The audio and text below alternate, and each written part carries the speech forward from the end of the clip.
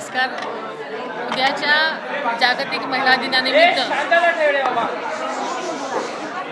माझ्या तमाम महिला भगिनींना मनापासून शुभेच्छा देते.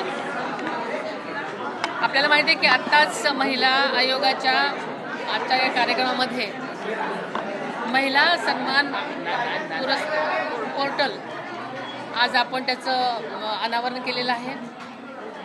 या पोर्टलमुळे महाराष्ट्रातल्याच नव्हे तर सगळीकडच्या महिलांना, मुलींना जर त्याच्यावर कधी अत्याचाराची वेळ आली, सायबर गुन्हे झाले किंवा काहीही असेल तर त्या नक्कीच आपल्या एका क्लिकवरून त्या तक्रार नोंदवू शकतात.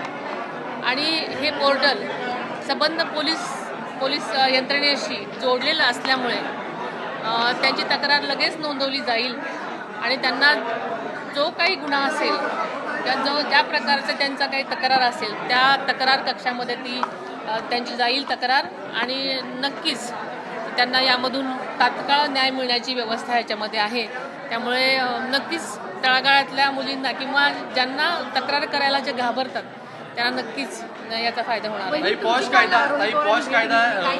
यायला पाहिजे असं रुपालीताई देखील अग्रसर आहेत. तुम्ही या संदर्भात काही पुढे भूमिका घेणार आहात का? पॉश कायदा संदर्भात